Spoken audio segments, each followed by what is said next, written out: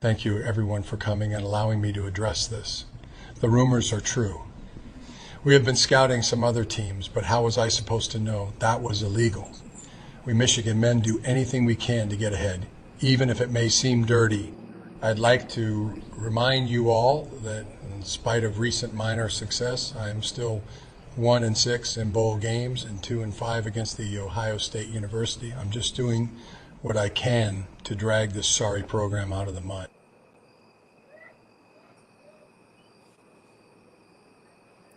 Well then. So he admits it. There we are. Finally. Oh my goodness. I was in no man's land for a minute. What is going on, guys? Welcome to the Golden Boot tonight. I mean, he admits it. You see it. You saw it first. Breaking news. We actually have the footage. He admitted it. Jim Clearly, Cheeseburger Harbaugh admitted it, man. What'd you say, Cody? Say clearly not fake at all. 100% real. No. Listen, we don't bring anything but truth, okay? There's nothing on this show. Can I take a dig at somebody though? Oh, absolutely. Go right ahead. I mean, ESPN got caught bringing fake crap to the show last night. Ooh, did they really? Big time, yes. Oh man, no, it's not real. I wish it was though, because I would love to see him get up and say I'm 2-6 in bowl games, just to say that. But oh man, well, hey, welcome to the Golden Boot, guys. I am so excited tonight. Welcome, join in, everybody. We are so excited to be here again. I am your host tonight, George Hancock. I'm joined with my other two hosts. I got Chris Vandy, Propellerhead, Keenhold. I finally got that name down. It's just, man, I'm telling you. You're becoming a pro with this. I am becoming a pro at it. And then, of course, we have the graphics savant himself, Mr. Cody Slavinsky, a.k.a. Brian Kelly's Towboy. I mean, he's got to bring up the rear. Just as long as he doesn't dance with you, right, Cody? Would you dance with him on one of them podiums? Absolutely. Wouldn't even think twice about it. Of course you wouldn't. Why would you not? That being said, bringing up the rear, I mean, I think Hunter's sitting there in the chat almost ready to go to. Yeah, buddy. Oh, man. Lord have mercy. He's my fellow there. Vandy fan over here, Seth, jumping off the top rope on Jim Harbaugh. Well, they take away his playoff wins. Oh, wait, he doesn't have any. Seth. That's good. I like it. Very good done, man. I love it. I love it. Tony says we're the best in the business. Man, we appreciate that, Tony. We really do. You're the best in the business. You're the king we of want to comments, be like friend. Tony one day. Hey, if I could have half as good comments as the legend Tony Thomas, I'm telling you right now, that would be amazing. And speaking of Tony Thomas, let me remind everybody that we do have a website.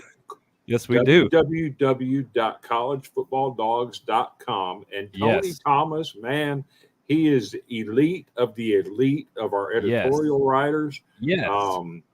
Go check out his stuff. He puts out some awesome stuff. I really appreciate reading his material.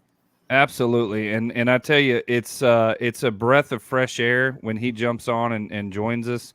It always is. I enjoy every time he comes on, and we just enjoy having him. So, anytime he comes on, man, it's great. His comments are legendary. But we've got along with college. Before we get the show started tonight, we've got some legends in the business themselves, and I'm going to give them center stage here and bring them on, Mr. Colin Sutrick and Hunter Dworsky. The presidents and co-founders of College Football Dogs. Let me see if I can get you guys in here without messing something up here. Sorry, there we go. Hey, looky there. All right. Go. I'm new at this whole producing thing, so hey, one of the best shows. One of the best shows on College Football Dogs. I'm looking at the views. The views look great. The ratings look great. Appreciate it. I'm as happy as Donald Trump was at the end of the season of The Apprentice every year. So, really good job, guys. I will say this before I get into why I'm on. I want to give a shout out to our Big Ten reporter Steve and AJ. We have at College Football Dogs. We got a law enforcement official that's involved with the investigation at Michigan. And they have told our reporter Steve that the Matt Weiss computer is where this investigation started, and it goes all the way back. Oh man, many years, and on top of that, there's over 50,000 reportedly 50,000 hours of stolen data from multiple competitors of Michigan that they actually went and hacked the computers at different schools of practice. And took practice footage. Yeah. Wow. Yeah. This is a very, very serious allegation, and what we were told that this is so now you got I believe it's child pornography. Am I correct, Colin? Whoa. I believe that's what it was. Yeah, child pornography, I believe, or some type of pornography. That's when the computer was taken away from off of Michigan campus back in 2018. So that's not something that's new. That part's been investigated. They've been investigating that part of it. But apparently this is where this sign stealing stuff started, and I guess the FBI has kind of known about it for a little while now. And the rumors are that Harbaugh, when he interviewed with the Minnesota Vikings this last year, one of the part-time owners of the Vikings is actually on the NCAA's committee for stuff like this. So apparently Harbaugh has known about this because he was told when he went and interviewed for the Vikings. So that's the rumors. Again, nothing's confirmed just yet, but that's what we've been hearing. And that's coming from somebody, from what we were told, a high-level government official that's involved. So, I don't know if death penalty speaks there. And again, Chris has said this every show that he's been on. Let the facts come out. However, you just saw Pete Thamel and The Athletic just drop that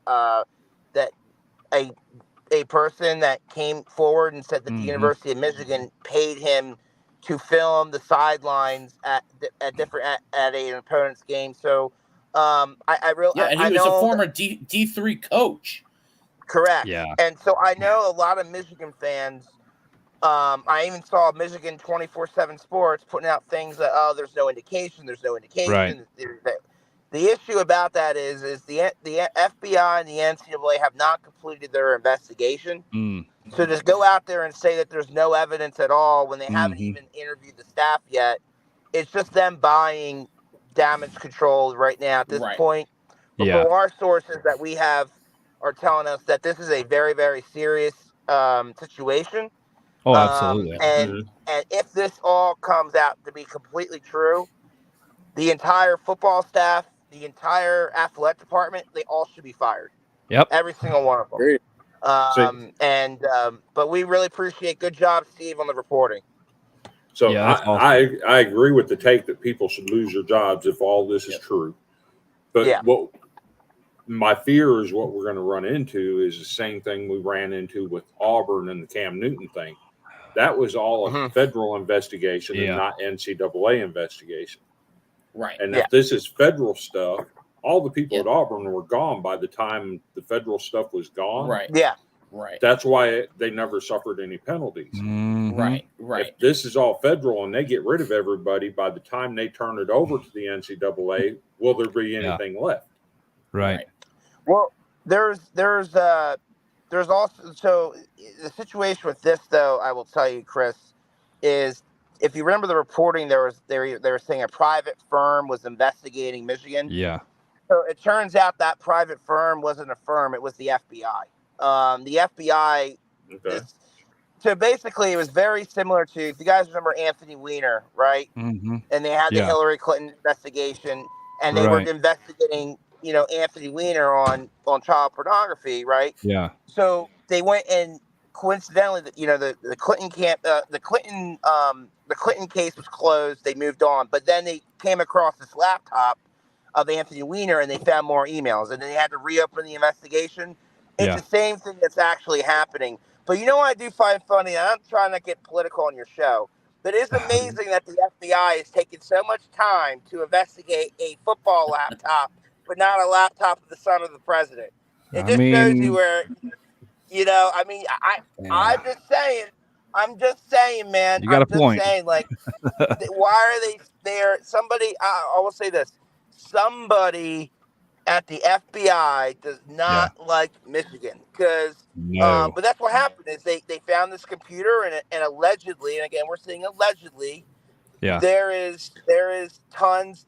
This is where it all stems from. It all stems from Matt Weiss's computer, and now, unfortunately, I don't think Michigan. I talked to my dad today. And we both, Colin talked to his father last night, and I talked to my father today. My father thinks that, if the allegations are true, and, my dad's on the Maxwell Award, so he's not speaking on behalf of the Maxwell, but he said if the allegations are true, that Michigan will probably face at least 10 years of sanctions. And Harbaugh will probably never be allowed to coach college football again. Colin, go ahead and tell what you're hearing. Well, this is before all of this new stuff came out today, but before all of this, when you think about what has the NCAA done before, what could they do now?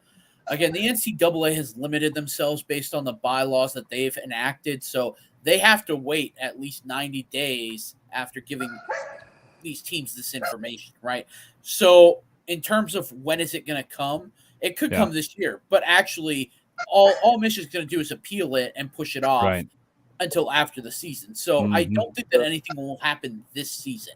You won't see anything happen to this season. But when you look at what they've done in the past, you got to expect 2 to 3 year postseason ban. And then when you look at scholarships, they're probably going to lose some scholarships. And right now, the way that I've been looking at it, what I've heard from family and friends who are coaches and in the college athletics, a lot of them are saying it's going to be about 5 to 7 scholarships per year. Wow. So however long you look at that postseason ban, whether it's 2 years, 4 years, you're looking at 5 to 7 scholarships lost each of those years. And that was before, that was before we found out about the FBI's investigation, though. Yep. So that was before, but so again, you got to think that that's either going to get extended. That could be worse. And again, there's the possibility it could take 2-3 years before you actually see something actually happen due to the appeals process that the NCAA allows. The only thing that I could see that would put it into effect like right now or next season is if Michigan decides to self-impose some sort of postseason ban or something else. Then maybe the NCAA doesn't have as tough of a punishment on them. But if I'm the University of Michigan, why would I self-impose a ban right now? There's no reason. You when you're in a situation like this, you want to make somebody else look like the bad guy. You want to go out there. If you're a university, if you're in the administration there, you're hoping that you go out and win a national championship and make them take that trophy away. And then the NCAA becomes the bad guy because they're taking a trophy away. Yep. Do I feel that way? No. I'm just telling you, this is from an administration standpoint, this is what they want. Yes. Yeah.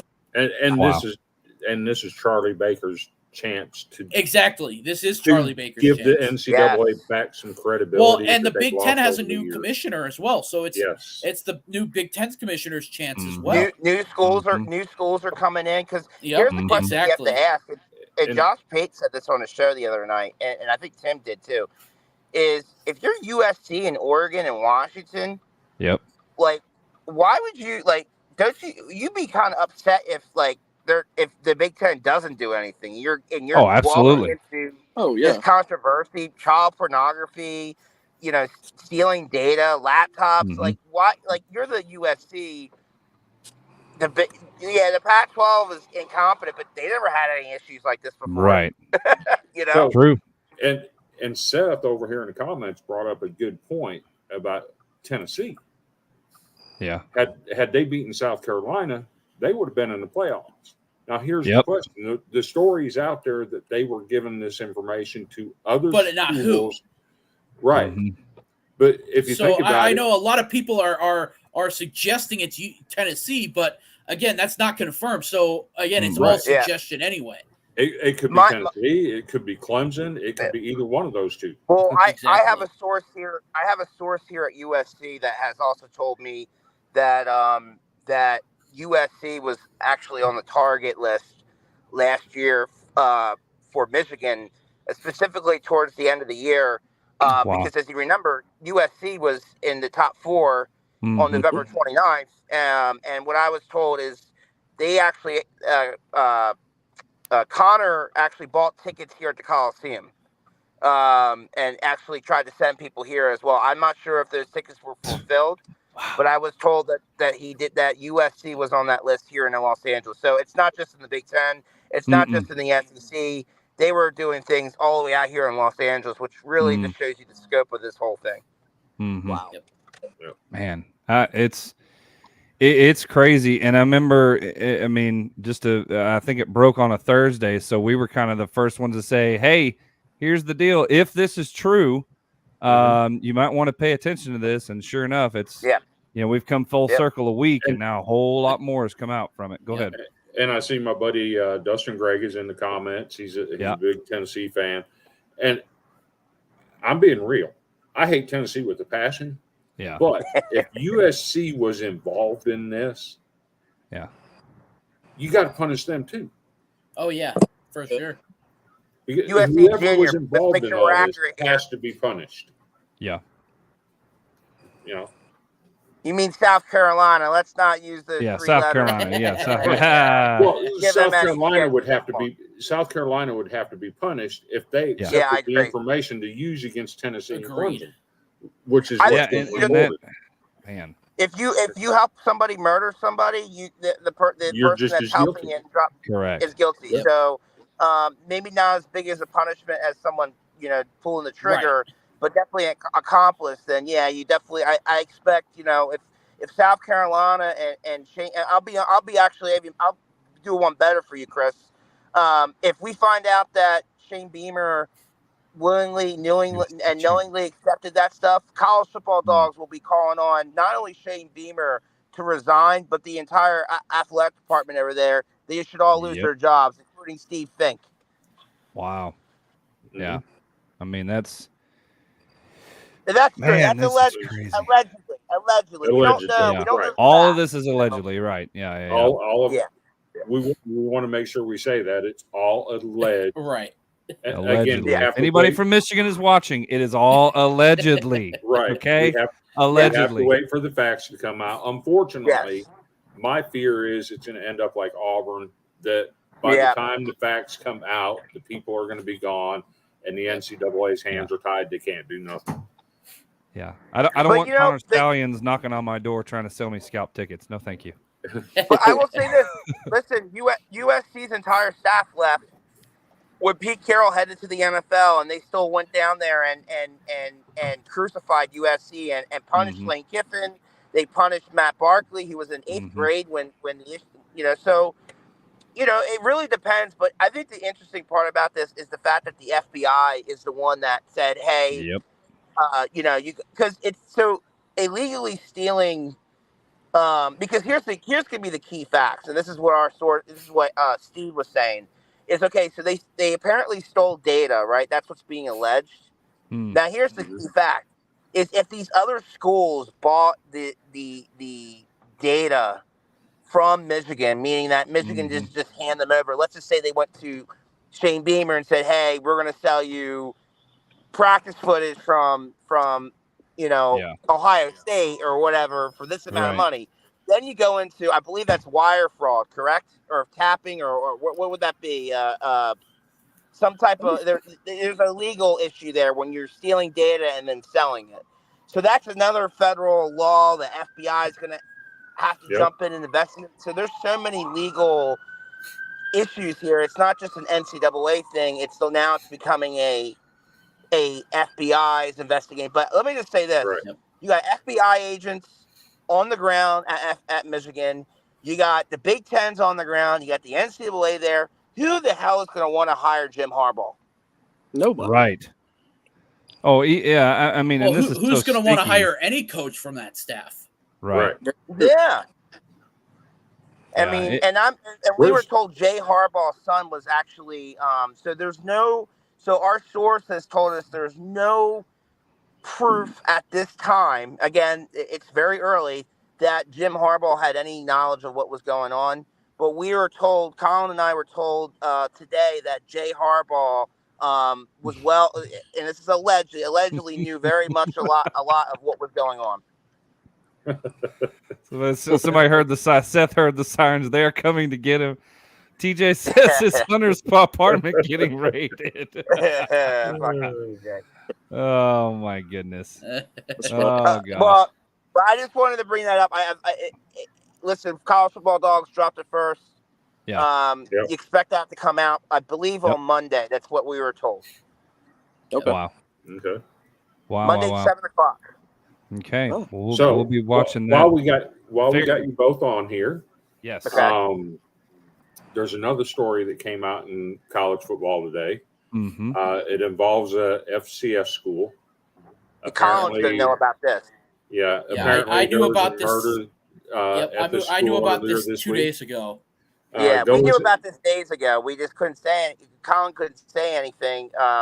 So, Colin, you go ahead. Colin knows more about this than me. So my dad coaches at Houston Christian, which is in the same conference. So I had actually gotten word 2-3 days ago that the rumor that coaches from around the conference were hearing was that Northwestern State in Louisiana, part of the Southland Conference in the FCS, was going to cancel the rest of their season after they had one of their players was murdered on the team. And that turned out today to be true. They have canceled the rest of their season. So very heartbreaking, sad situation there. The coach has resigned, as if I heard right. He just could not take it after that situation there. So Really very heartbreaking, very sad. Yeah. We at the Golden Boot Podcast want to send our heartfelt wishes to the players and families of members of that football program. For sure. Absolutely. Good story to bring up, Chris, because it's the coach. To be honest with you, he resigned because of how traumatic it was for him and how hurt he was. And I believe who went to Northwestern Louisiana? Mm-mm. Coach O. That's where Coach O. That's what Tony just put in the comments. Just Put it right there. Just come out in the That's comments. where Coach O went to school. Look at there. Coach O is a proud, and who played? I love football. I'm a college football nerd, but who played in the same conference? It's Coach O's son. Coach O's son was the quarterback at McNeese State. McNeese. Oh, Yep, okay. It was. That's right. Coach Right. O's is a legendary coach down that way, and Makes me wonder very though, will Northwestern State try to hire him? Yeah. I feel like Coach O would go for that 100%. Oh, I could see it happening as well. Yeah. and going to the FBS. Yeah. If he wanted to get back into coaching, He wanted to. that would be a logical step, I think. I gotta clear my schedule. Get all these women away from me. I heard the only two places Coach O would consider coming back to are USC and Miami. They're the only two schools that he consider going to. I mean, that makes a lot of sense. It really Whoever does. makes the best gumbo, I'll be there. Yeah, that is a great impersonation there. He is so good at That is that. a great It hurts impersonation. really bad after a while. Uh, It does, man. It just Hey, I really highly recommend you guys watching some of his recruiting stories when he took out Joe hilarious. Burrow. You ever heard the Joe Burrow story? Oh, yeah. Oh, Yeah, yeah. when he took Joe Burrow the out. only one I know, He's only one I know Chris, is the one he took out the recruit for the cookie. He said, "I didn't buy the cookie." I was like, "Bull crap, you did too." Shut up. Cody, tell the Joe Burrow story. Yeah, they went to a restaurant and he Italian wanted crawfish. restaurant.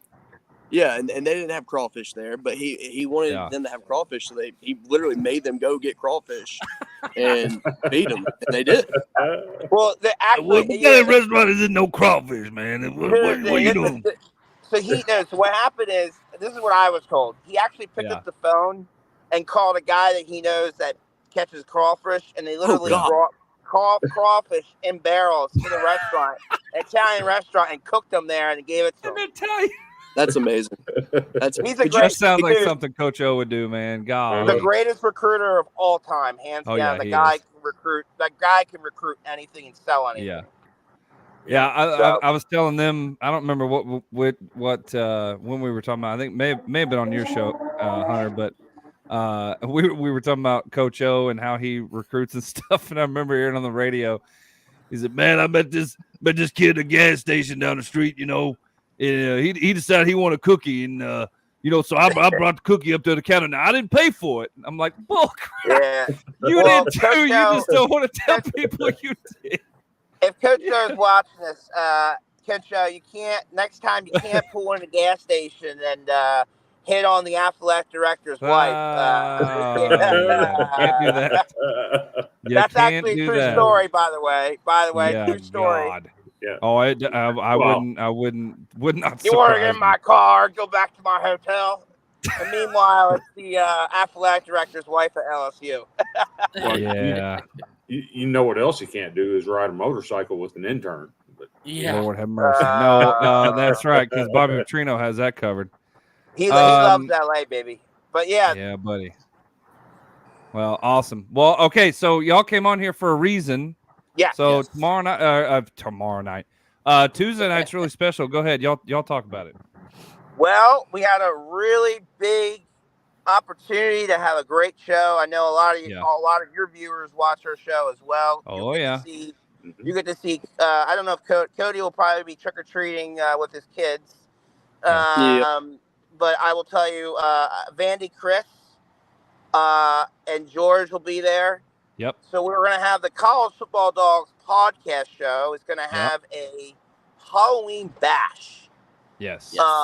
And we are going to have a costume contest that is going to be open to the public. We'll bring you on. Yeah. I hear someone's going to dress up as Hunter Biden, or maybe Frankenstein, or a Hunter Biden as Frankenstein. That could be a possibility. And then we're also going to have a karaoke contest. Oh yeah. Where Kenny the Eagle, because I'm not going to say his real name because I know this is a family-friendly show. Thank you, Hunter. I appreciate that. Kenny the Eagle will be coming on the show, and will little zinger there, Jesus. He will be singing "I'm Coming Out" by Diana Ross, so we're really excited to see that. And then he will also be basking a pumpkin on his head live on camera. Yeah. And then he's going to bob for apples. If you guys know Kenny, he only has one tooth. So Please call me the fire. they call me the fireman. Absolutely. That's happening. That is. So we do have to put out a disclaimer on that smashing the pumpkin thing. Oh, gosh. We do have to put a disclaimer on there, and he's also going to show us how to eat something with the pumpkin, which I can't show on the show. But tune in to see Kenny. Your discretion is advised. Yes. The costume contest, the winner will get a $25 gift card to Fanatics and a $25 gift card to our store. And the winner of the karaoke contest will get a $25 gift card to Chick-fil-A. We're gonna release our top 25, the College Football Dogs playoff rankings, our second week. We got some dog drama to talk about. Vandy Chris is part of that dog drama, and then Kenny goes on trial. Was Kenny high during the villain show? There will be witnesses, and he will be prosecuted. Yep. To the fullest extent of the law. Fullest extent of the dog law. Now, part of that disclaimer is going to be that you may end up seeing a little bit of blood, because when he goes to smash that pumpkin, if he hits himself with the stem instead of the pumpkin, that might cause some problems. So we got to put out a disclaimer that toss it straight in the head, and that stem just comes out whack right at the top of the head. And you may hear Tammy Sue cussing a storm when the pumpkin seeds are all over the living room. Oh yeah. Why'd you get my floor, Darnie? Yeah, I don't think she knows about this yet. Probably not. I would venture to say she absolutely probably does with not. the pumpkin. I know. Why didn't we tell her, hey, here's your prime opportunity. If he's ever ticked you off, here's a pumpkin. Smash it straight, just all your force right over his head. That'd have been great. Well, I told him to put the pumpkin in the oven for like 45 minutes to let it cool, and then it should smash a little bit better than. But he says, nah, I'm gonna put a big pumpkin. I'm gonna put it around my head. He said, I'm gonna go to Walmart and get the biggest pumpkin I can find, and I'm gonna smash it over my head. And I said, okay. And you know what's great is when this all happened, I remember in the chat. We have for everybody watching who does not know any word what we're talking about, but we have multiple chats for multiple shows, whatever. But there was a part where it was, hey Kenny, we want you to bob for apples. And he goes, okay, only Hunter if you smash a pumpkin over your head. And your exact words were, no, a pumpkin's too big, man. And he goes, fine, I'll do it. He goes, yes, you'll do it live. He just flipped it right around on him. He's gonna. This is more family friendly. He's gonna show us his techniques of eating booty. So we're gonna see that. Oh gosh. What is family friendly? Family friendly. There family go. friendly. All right. Okay. That I want it to be made sure that he actually talks to the pumpkin. We can make sure that happens. We can make sure that happens. We should get him to put an Alabama logo. He's got to seduce the pumpkin. Seduce the pumpkin. Yeah. Oh gosh. All right. So if that's your deal, you can head on over to the podcast show. Yeah, well, he said he's going to put hot sauce on the pumpkin and then eat it. That's going to be gross. I mean, that's gross. There's something seriously wrong with him. I'm telling you, I don't think this man has ever ate any kind of a pumpkin in his entire life, nor has he ever apparently carved one. No, and by the way, look for Bandy Chris to show us how to use a fire extinguisher. Bandy Chris, Bandy Chris, you're dressing up for Halloween, right? Oh yes. There might be an impersonation show up as a costume here. Yeah. Just saying. There might be a few. I'm not giving anything away though. Well, might be a few. Here, I will say this: if you dress up as Tim Bailey, at least all your bad takes will match your personality. Got him. Just my talk gosh. about Oklahoma football. That's all you got to do. Right? Exactly. Where is he? I figured he'd be in here, but I guess he's not because he's resting from his show. He went to sleep. He went to sleep. Oh, okay. Him sleeps. Yeah, he complained. He complained all night about having his show during your show, but then he goes to sleep. Real team play. Yeah. Well, By the way, Golden Butte has the best freaking views right now. I love it. I love everything about what you guys are doing. You guys have my full support. Really happy with you. We are blessed and highly favored, my friend. We just hit 200 followers today on our Facebook page, which I'm ecstatic about. There you go. Because we were at like 3 weeks ago, I think we were at 90, and now we're at 200. Yeah. I'm excited. So keep putting out the good content, and you'll be fine.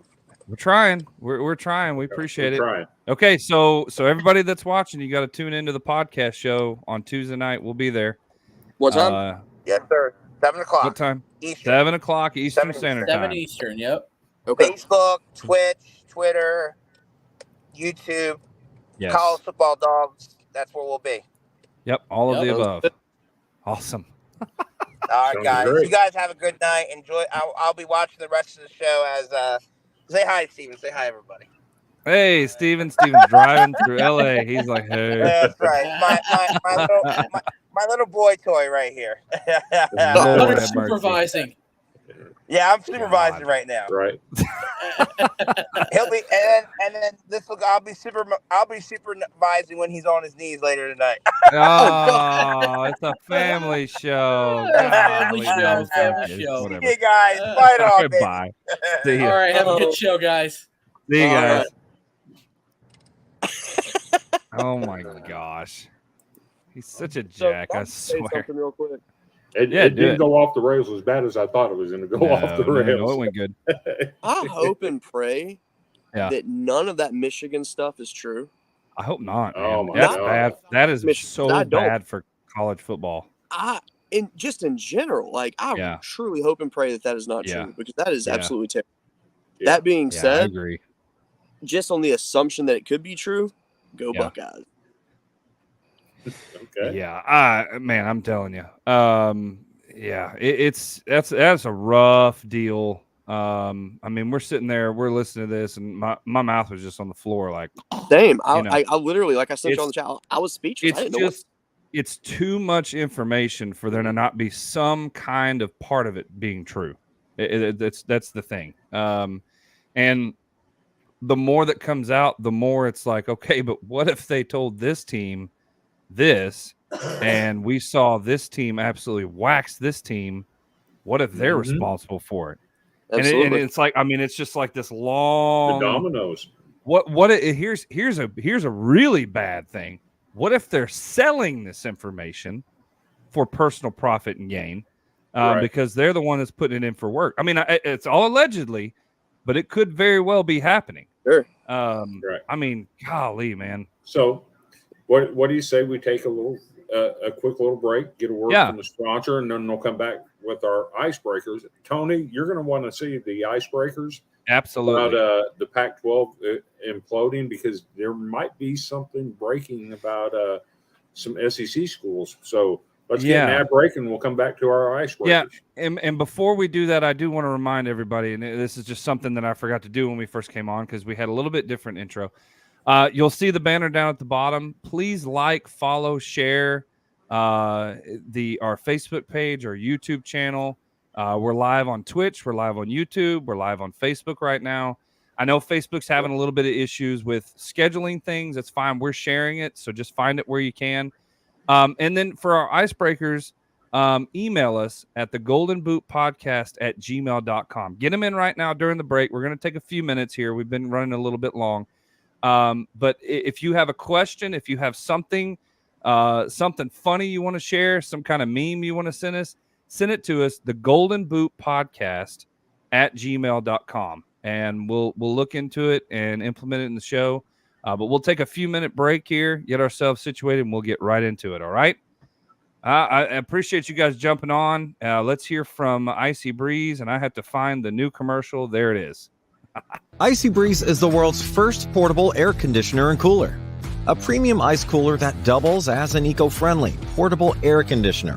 This is not a swamp cooler, just blowing air across ice. Over 60 parts and components allow IcyBreeze to achieve what no other product in the world can do. The secret behind the IcyBreeze is an innovative design that circulates chilled ice water through a heat exchanger in the lid, replacing the Freon used in most ACs. Fresh air is drawn from hidden vents in the top of the cooler, pulled across the exchanger, and chilled down to 35 degrees cooler than the outside air. A 3-speed fan control delivers IcyBreeze's dry, cold air up to 25 miles per hour, just like a car AC. And a stay-put flex hose directs the breeze in any direction. Wherever you need it, IcyBreeze helps you beat the heat. Yo, what's going on? This is Jacob Hester, former LSU running back, here to tell you about a brand new college football podcast, the Golden Boot Podcast. Give it a listen, give it a try, give it a follow. They're going to work hard to be your new favorite podcast. You're listening to the Golden Boot Podcast. I think you clicked on the wrong one there, sir.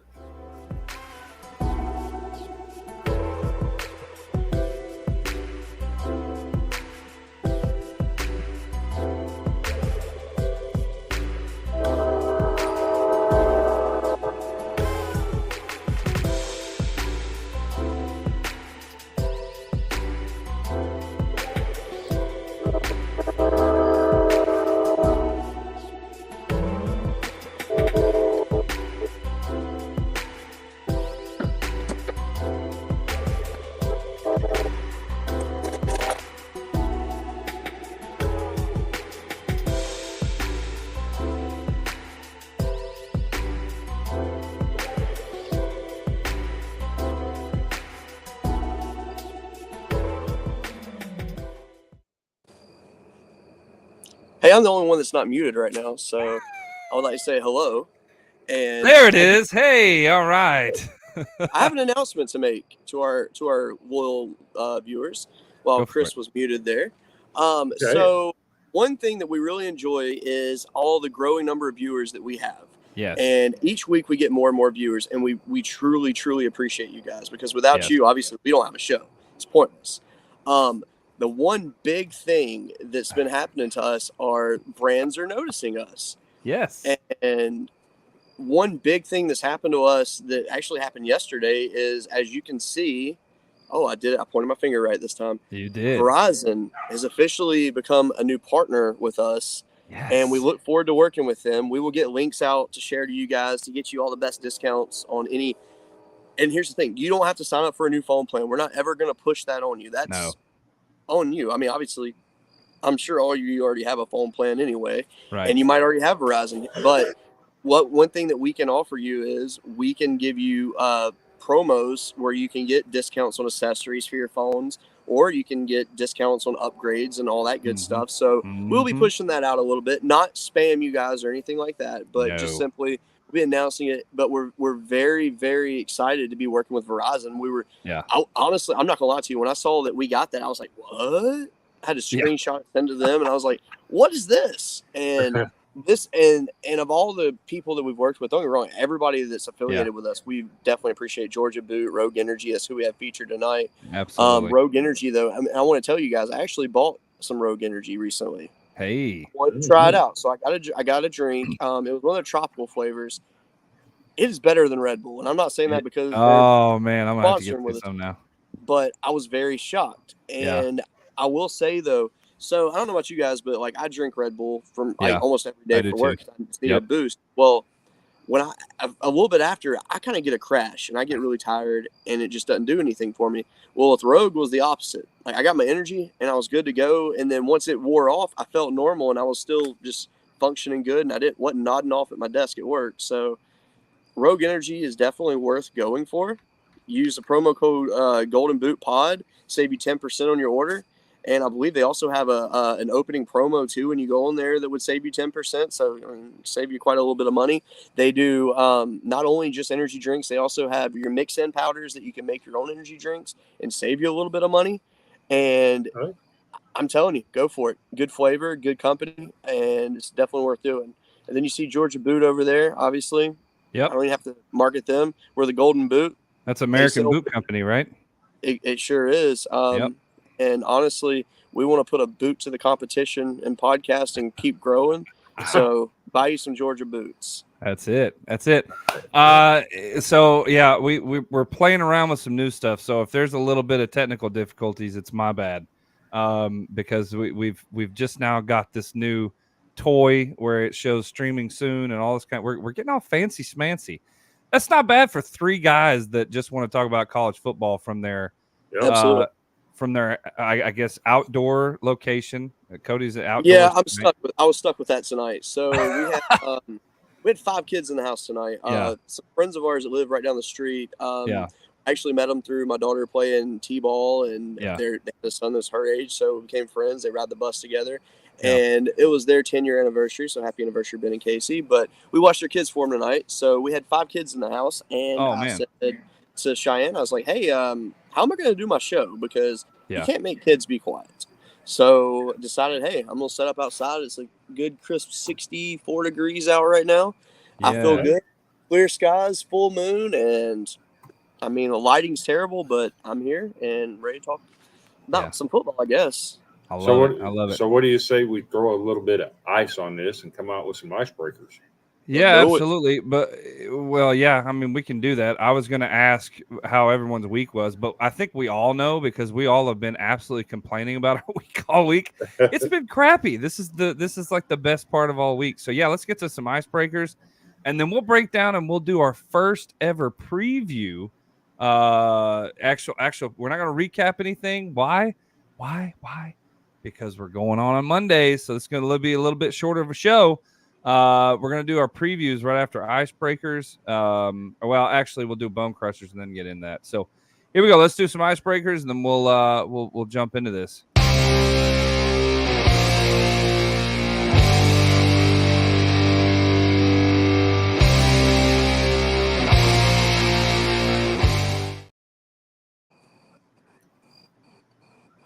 Now, I am currently checking the email right now to see if there is anybody, anybody that has reached out and sent us an email. And I wish there would be. You know, and you know, while you're doing that, you know, it it makes me have a good thought. So go for it. You know, one thing that we've never really offered before, and I'm not speaking for these two on this, but you know, like look at Chris's banner right there. It says "For fans by fans." So we are fans. We want to hear what you guys have to say. If there's ever a time that you want to jump on our podcast with us and actually talk football, shoot us an email and let us know. We are more than happy to have you on here. It would not bother us at all. We would be thrilled. So seriously, and you know what? Send us an email. We'll give you a shout out. Like we want you in our inbox. Yes. Do it. Absolutely. Absolutely. Because like here's the deal. We couldn't do this without you guys. So why not? I mean, absolutely. we got a bunch of people that are in and out tonight, and that's fine. I just love seeing numbers on there that somebody actually wants to spend their Friday nights watching us gab about whatever we choose to. So I think that's awesome. Let's get into our first icebreaker. Chris, you go first. I know you already have one lined up. So I saw earlier where Mr. Tony was talking about the implosion of the Pac-12. Yeah.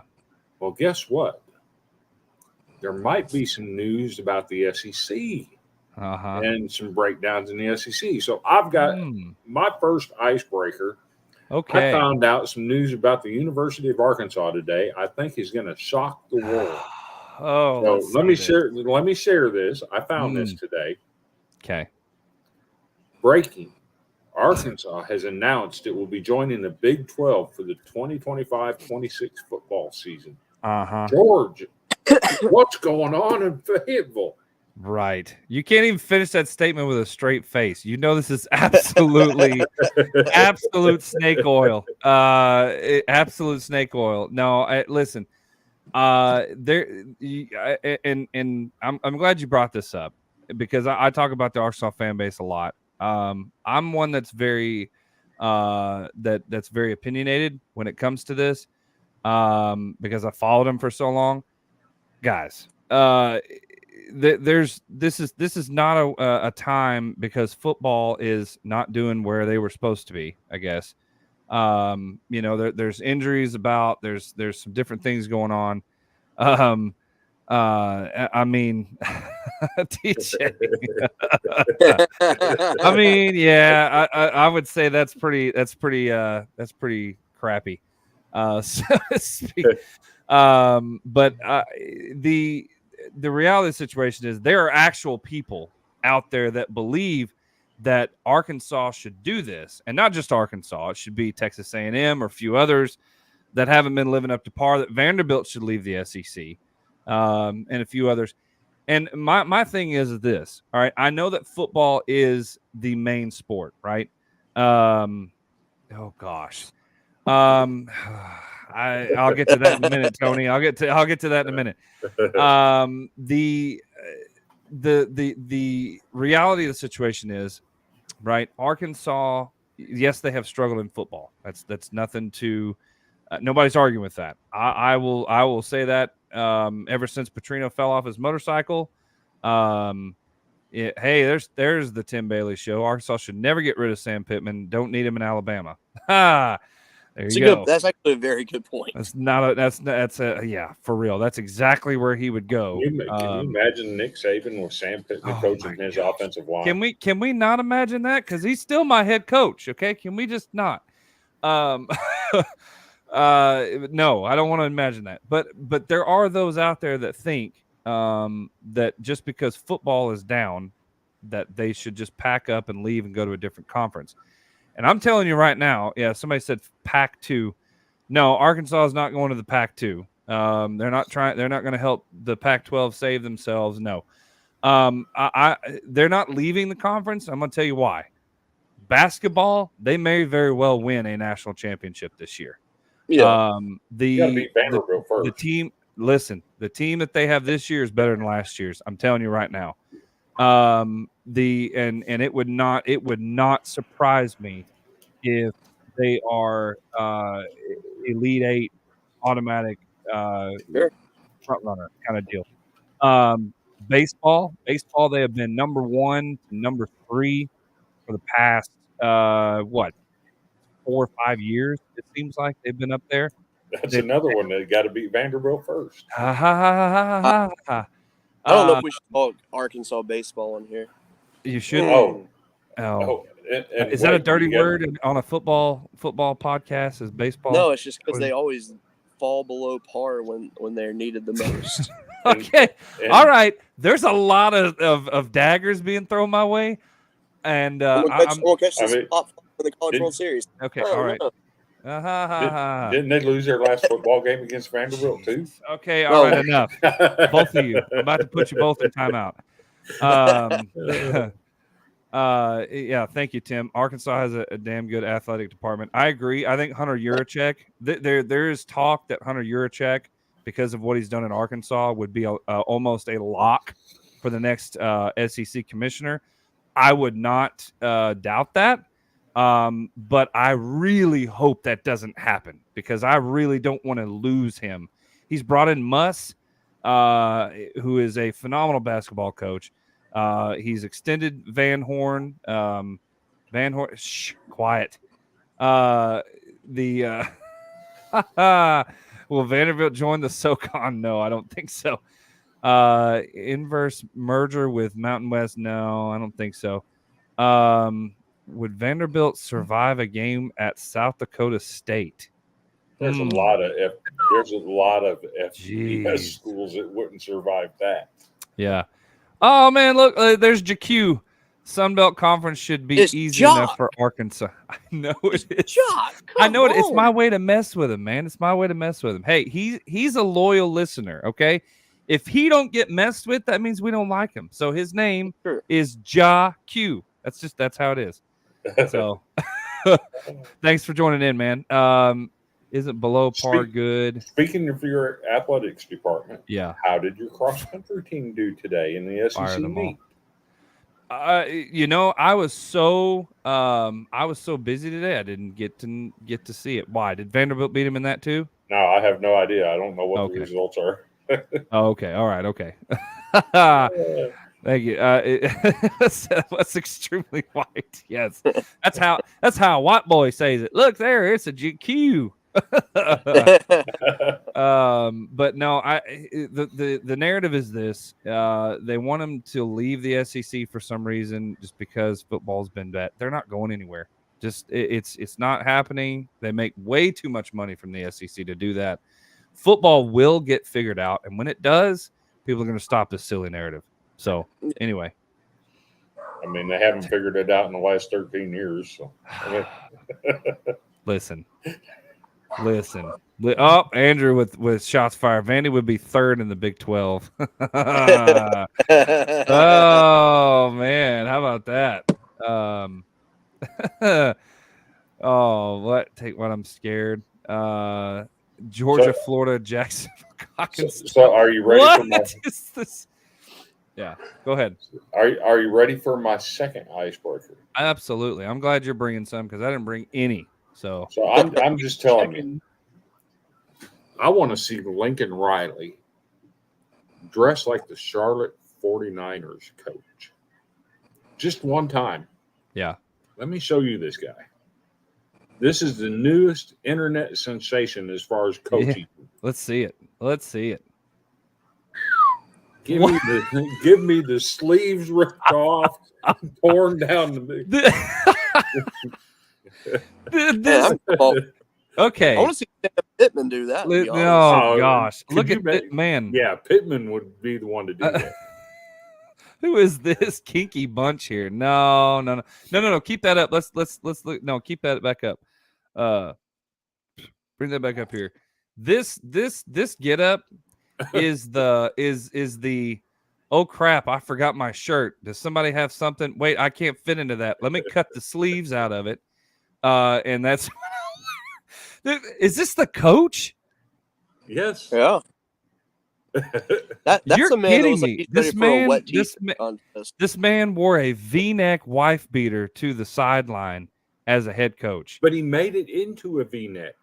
He did make it into a V. He made it sleeveless. I don't know, but yeah, he did. I think he decided. I think he decided that he didn't want the sunglasses up there next to his neck, so he had to make a V-neck to hang it down. Yeah, that is the wildest thing I think I've ever seen. Heck, Suns out, guns out. It was like to make him have that shirt. Yeah. The best graphic ever was made for Georgia-Florida rivalry article. Man, Cody, you ought to upload that and show that. I was so proud of that because that was just it was fun to do. Actually, I will. Give me a minute. I'm gonna get it in here. We've all been there. Listen, I have never been to the point where I'm gonna make a sleeveless V-neck shirt. That I've never been to that point. All right, I never have been there. Tony says, "Sun's out, guns empty." Oh man, that's just awesome. We have JQ. Yes, we do. Yes, I think he might be one of our number one listeners. I swear, he's on every single show. When he first came in here, I honestly thought he was somebody else. And then it's like, oh no, he's a Kentucky fan. He's a real guy. I wish we had a picture of the man because all I see is some I guess it's State Fair, carnival ride equipment or something. I don't know. So I've got the image loaded now. So to describe it before I show it, yeah. Tony came to me and he had asked about getting a graphic made for his article. Yeah, and it was called Southern Discomfort, and obviously biggest cocktail of the year, party of the year, whatever. I was thinking about drink Southern Comfort. So I was like, okay. And then Tony said, hey, can you make it on a drink bottle? I was like, huh. I was like, okay. So here's what we came up with. So I took a Southern Comfort label and just modified it. Southern Discomfort. So we made this, and I'm so proud of it. I love the look. That is good. We put it in a bar setting. Ridiculous. And you know what? I do. So with the iPad, I have to look over to my left to make sure I'm looking at the camera, or it looks like I'm just looking off, and it's awkward to me. So I like to look right into it. But I was. Yes. Okay. So, yes. Everybody. Yeah. I was asking. We about did. That. Little bit of boot drama here. Yes, we did. Mm-hmm. We absolutely did. When he first started. You should.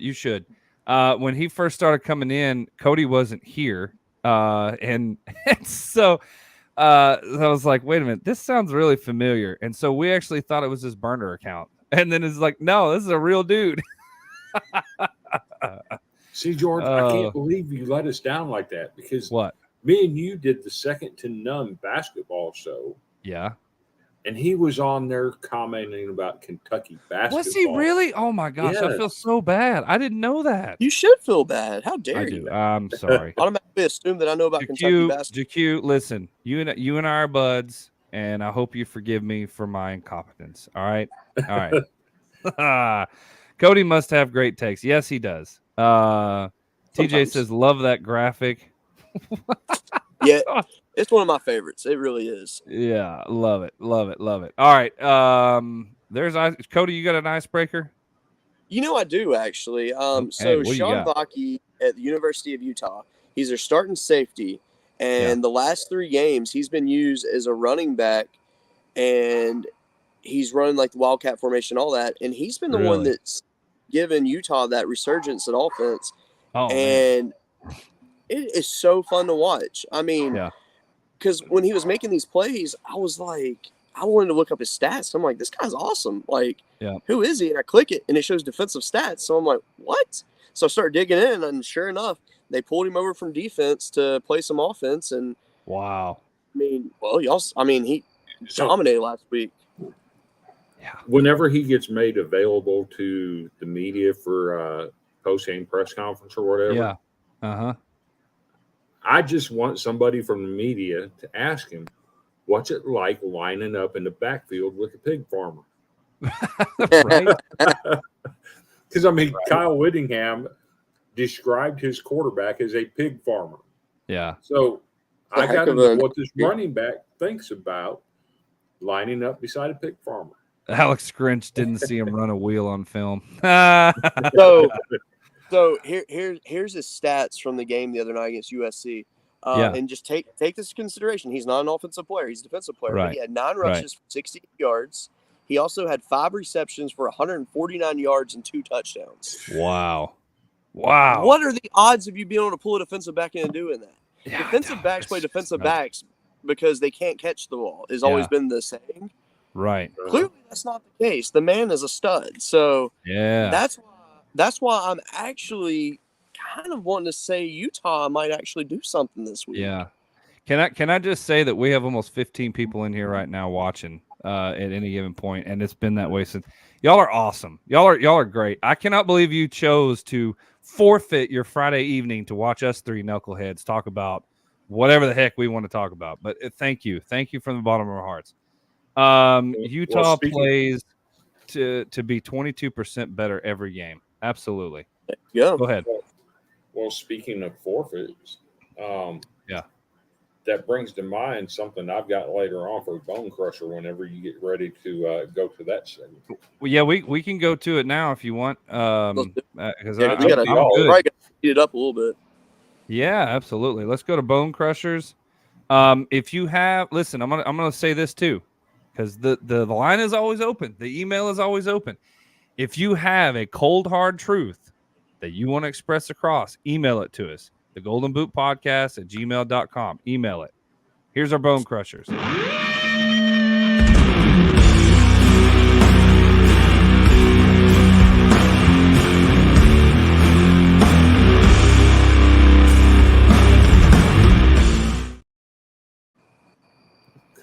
Okay. I always like that song. I love it. It always makes me headbang. Like if it makes me want to go to a Metallica concert or something. Go ahead, Chris. So I'm going to pose a question, and I want to get these comments fired up. Okay, go for it. Has NIL ruined high school and college football? Oh man, 100% has. That's get these comments in here because there's a lot to this. Go ahead, Chris. Explain. So I'm sure everybody that follows college football knows that there's a 5-star quarterback in the Nashville area that plays for a school that's been known as a perennial power in Tennessee, Brentwood Academy. Yeah. So that team in Tennessee, they passed a law in November where high school athletes can get NIL money. Uh-huh. Well, in August, Brentwood Academy had 2 players transfer in, both of them 5-star athletes. Yeah. Brentwood Academy just went 1-9 with 3 5-stars starting on their offense. Jeez. Worst record in school history. So TJ says in some ways it has, but I think it's made it better. And it's about time these players are getting a slice of the pie because there's a truckload of money that they're not allowed to get legally.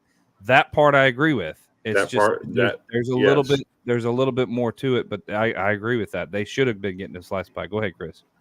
And we see what's happened at USC. All these players got NIL money to go out there to California, and they spent the whole summer making commercials and not doing football stuff. Mm-hmm. I think it's hurt their product. I think it's hurt their game. And there is no more loyalty anywhere. Correct. At any level. Yep. So is it a fair question to ask? Has it ruined high school and college football as we know it? Yeah. Yeah, so I think it has put a big damper on things. I think it's good that players get paid. I think it's good they can use their name and, hey, go sign some autographs, do your thing, whatever. That's great. Rep some brands, cool. Right. But when you have these high school kids that are like, hey, you have to pay me X amount of money for me to step foot on your campus to visit. Yep. I'm sorry, but that's just wrong. And a lot of states, I don't know how many have done it so far, but they've made it where high school athletes cannot profit off their name. Mm-hmm. It's not going to happen. And I know Alabama is one of the states that's doing that, and I'm appreciative to see that because, again, don't get me wrong. I think that athletes definitely need to get paid. There is no question about that. Yeah. But I just think that if you're going to work out a deal, you need to do it when you're in college. Yep. Now, obviously, if they're like, hey, we want you to come here, here's what we can offer you, that's one thing. But straight up, here you go, here's 5Gs, thanks for coming. No, Yep. like that's just pointless. Absolutely, 100% agree. And then the whole, like, players transferring to schools, try to make them these power schools or whatever. Like, going to IMG Academy, I get it, because that is literally a sports school where you go to, get the top of the line training and all that. I respect that. That's fine. But when you have, like, these players that are going, to division rivals to boost them up. Yes, Troy, now you show up. Yes. So, like, okay, so we were talking about the player transferring into Thompson High School in Alabama this week. So in his case, it's weird. It is, but this was a case that was out of his hands. But that makes Thompson now have 1, 2, 3, 4 or 5 5-star players on that team. They have 2 5-star defensive players for not 24 but 25 class. They're going to have this guy now, and then their quarterback. He's going to be, I think, class of 26. I think. He'll be a 5-star when it's all said and done. I mean, it's ridiculous because Thompson's a public school. They're not private.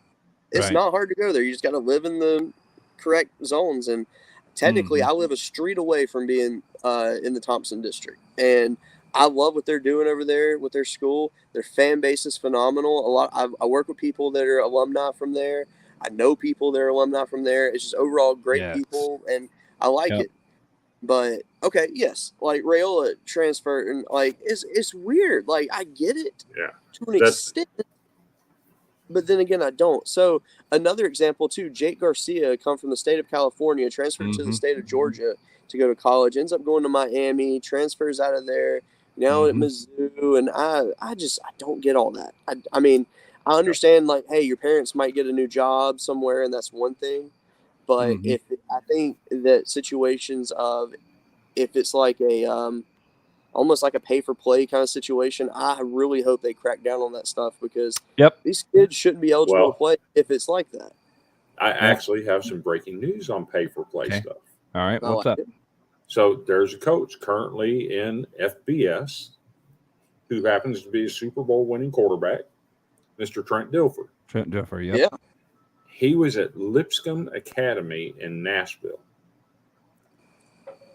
His last 3 years at Lipscomb Academy, he lost 1 game.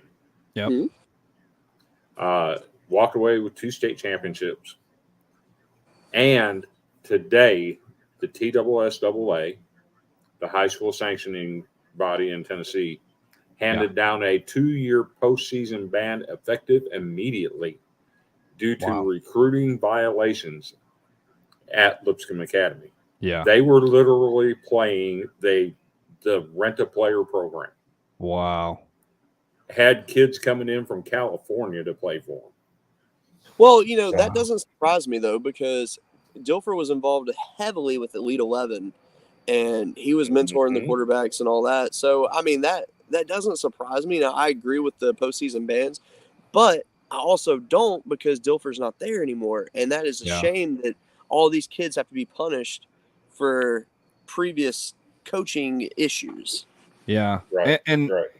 And we've talked about it in the past, but I think it needs to be brought up again. We saw what Texas A&M did, right? Yeah. We saw whatever you want to say. They deny it. Will deny it. All their, whatever. No, the fact of the matter is, you never had a number 1 recruiting class, not even close, before NIL was implemented. Then all of a sudden, boom, you brought in the number 1 recruiting class in the country, had all these players, 5-star athletes come in, whatever, and they were getting this before they even touched the field. Yeah, and that's exactly how they had it set up. They will deny it, and they say, "Oh no, we never did that, never happened. Nope. You guys are lunatics. Whatever. It doesn't matter. We saw it happen, and we also saw that same team go 5-7 because they weren't committed to the school. They were committed to the money they were getting from the school. 100%. That is where the NIL is wrong. You do not use it for recruiting for that reason. You're not going to get quality guys in there that want to play for you if all you're going to do is hand them over money. All it teaches them is, I don't have to do anything, and I can get a paycheck. Yeah. When in reality, that's not the case, especially if they want to go to the NFL. 100% agree. Yeah, because, I mean, Jimbo is a good recruiter. There's no doubt in that. He's not get the greatest class of all time good recruiter. Right. I mean, let's be real. If Nick Saban pulled in a class like that, I would believe it. I 100% would. Right. But TJ only agree with you 10%. I saw that. The only agrees with me 10%. I see that. So it seems like the general consensus is that it's been bad for the sport in terms of the product on the field. Yep. And in terms of loyalty. Yep. Mm-hmm. But that's also transfer portal too, but yes. But is good in the sense that, hey, these guys are getting paid now, which is what they absolutely deserve that. Yep. But I think we need to weigh our options here. Okay. Do we need to put guardrails on it? You can't get NIL until you're a junior in college. Okay. That's a good, so I've had a theory on this for a long time. Okay. Now, there's certain people out there that will say, well, yeah, but it's their money. They should have access to it. Okay. I don't care who you are. I'm going to be on my soapbox here. I don't care who you are. I don't care if you are Chad Pennington's son. I don't care if you're Peyton Manning's son. I don't care if you're whoever. I don't care. You don't have the right as an 18-year-old kid not ever playing a down of football in college to make $1 million+ before you hit that field at 18 years old. I don't care. If you want to have it set up to where you will make that, and they have it set up in an account where you can get it, that's fine. But I know, as a matter of fact, 18-year-olds are dumb. Okay? I was an 18-year-old. Mm-hmm. I was an idiot. I got in some trouble at 18, right? We all did. You give an 18-year-old kid that hadn't seen a dime in his entire life, somebody that grew up in the hood and grew up, whatever. I'm just using that example, and hand them over $1 million and say, hey, come play with us. Not only is it going to be a liability risk because you just handed them the keys to a crashed up Cadillac, basically, to send them down the road. They now have all the responsibility on them, right? Mm-hmm. And now so, oh my gosh, I got money. I can buy me a car. I can buy me a house. I can do all this stuff. I can go party. I can do this. Oh man. Oh, this person's offering me this. There's so much crap that can go wrong with that. With an 18-year-old kid coming into college, it to me, it sounds like you said, there needs to be guardrails on it. And I think it needs to be said, hey, here's the deal. We'll set you up an account. It will be there. Nobody's going to touch it. It will be there for you, whatever. But you can only draw out a certain amount until you finish your time with us here at A&M or whatever. And the reason I say that is because you don't. I'm not going to hand my daughter $1 million if I had it. Kids. You mentioned 18-year-olds are dumb. 21-year-olds are dumb. Let's see that. So I'm going to throw this comment up there to support the 18-year-olds are dumb. Yeah. You guys really need to write more. 18-year-old Vandy Chris was an Iowa Hawkeye fan that passed up a scholarship to go to school and get a journalism degree to go wear the uniform of my country and spend my early adult years in the topless bars. I think you made the right decision. Yeah. I mean, well, and JQ makes a good point. 21-year-olds are dumb too. Could say the same about the NFL. Well, Troy, now here's the thing. We got insider information here. Troy was in the NFL. Okay. If you didn't know that, Troy was in the NFL. You act like this is all new.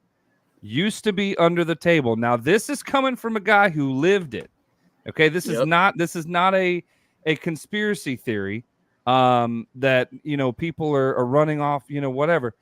there's a reason. I don't know why. I don't have the connections, but I'm sorry. You cannot convince me otherwise. There's a reason Nick Saban had 4- and 5-star guys sitting on a bench for 3 years before they even touched the field. They didn't want to go anywhere. They didn't want to go anywhere at all. They want to sit on the bench and wait to play for Nick Saban. Now, we found out later it's because he's giving them Dodge Chargers and everything else. But before it was legalized, let's tell the truth. Go ahead. He wasn't giving them Dodge Chargers. They were setting them up with very cheap lease options. Yeah, right. 30-year-olds are dumb. Yeah.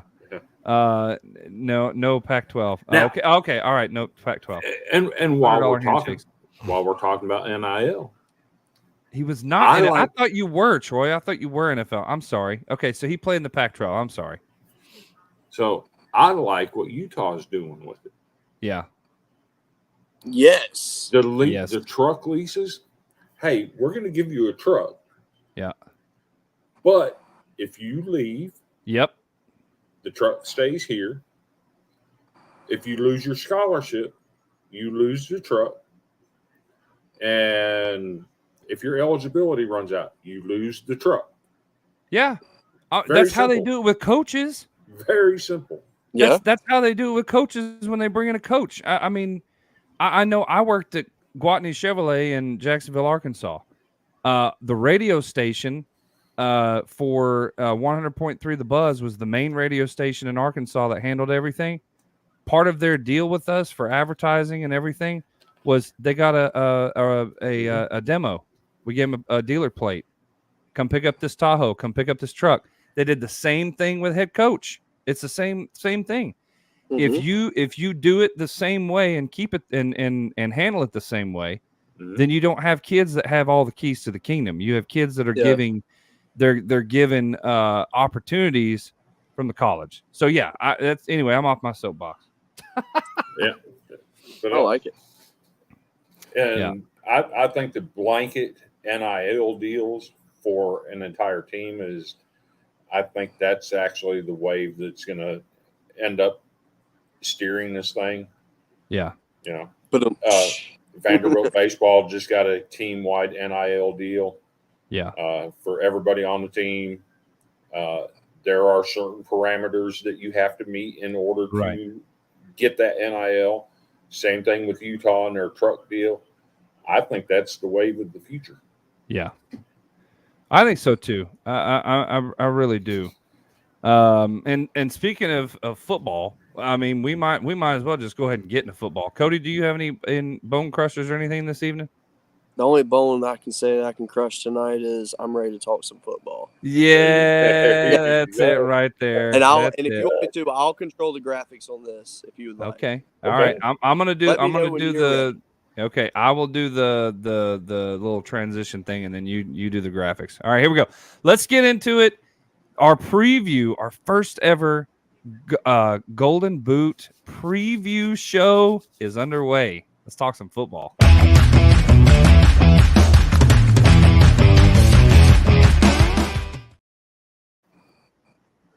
You had me pop my head there.